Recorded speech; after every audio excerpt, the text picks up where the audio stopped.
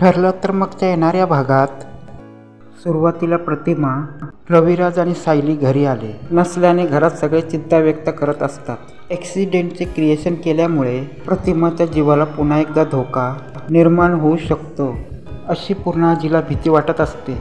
त्यामुळे ती अश्विनला सायलीला फोन लावून तेथे काय चाललंय हे विचार असं म्हणते. दुसरीकडे सायलीने अर्जुनला सांगितले असते की तुम्ही लवकर घरी या, प्रतिमा त्याबद्दल आनंदाची गोष्ट सांगायची आहे. हे ऐकताच अर्जुन लगेचच घरी जायचे. तितक्याच त्याला आठवतं की आपल्याला प्रियाच्या पायावरती जन्मखून पाहायचे आहे. पण प्रतिमाच्या बाबतची आनंदाची गोष्ट ऐकून प्रियाच्या पायाखालची जमीन सरकते. त्यामुळे ती स्वतःच्या पायाची काच काढते आणि अर्जुनला घरी चल म्हणून अट्ट करते. ते लोक सुद्धा घरी येतात. सायली, प्रतिमा आणि रविराज ही घरी पोचलेले असतात. पूर्णाजी तिथे काय घडले असे वेगवेगळे प्रश्न विचारत असते. तेव्हा पुण्याई अशी हाक येऊ येते. हे ऐकून आजीला पूर्ण भरून आल्यासारखे असते. कारण 22 वर्षापूर्वी ऐकलेला आवाज पुन्हा ऐकलेला असतो.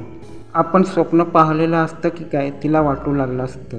प्रतिमा पुढे येते आणि पूर्णाजीला मिठी मारते. समोर चाललेला प्रकार बघून प्रियाची घाबरगुंडी उडालेली असते. प्रतिमाचा आवाज पुन्हा ऐकायला आला म्हणजे आपल्याला जेलमध्ये जावे लागणार आहे असे तिला वाटू लागते. सगळेजण सायलीचा प्रयोग यशस्वी झाल्याबद्दल तिचे कौतुक करतात. सायलीचा प्रयोग म्हणजे काय असं ऐकून अर्जुन, चैतन्य आणि प्रियाला प्रश्न पडतो. सगळेजण प्रतिमाची वाचा परत आल्याबद्दल सगळे खुश असतात. पूर्णाजी प्रतिमाला काय काय आठवते हे प्रश्न विचारते. त्यामुळे प्रिया ही खूप घाबरलेली असते. त्यानंतर सायली सगळ्यांना ॲक्सिडेंट क्रिएशनबद्दल सगळ्यांना सांगत असते.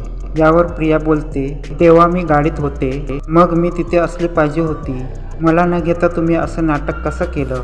यावर रविराज तिला म्हणतो की मी तुला फोन केलेला होता, पण तुला कॉलेजमध्ये एक्स्ट्रा लेक्चर अटेंड करायचं होतं. हे ऐकून प्रिया शांत बसते. त्यानंतर सगळे प्रतिमाला एकच प्रश्न विचारू लागतात, पण ती काहीच उत्तर देत नाही. तेव्हा सायली सर्वांना सांगते की तिची वाचा परत आली, पण तिला मागचं काही आठवत नाही. हे ऐकून सगळ्यांना पुन्हा धक्का बसतो. पण प्रिया मात्र खुश होते. तितक्याच डॉक्टर घरी येतात.